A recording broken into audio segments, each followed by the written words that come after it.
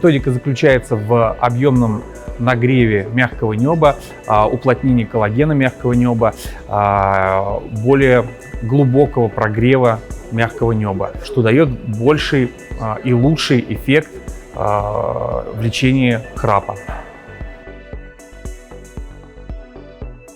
Пациентам уже после первой методики становится лучше, храп заметно меньше, тише. Около 96% пациентов, прошедших модифицированную методику, избавляются от храпа на 8-9 месяцев.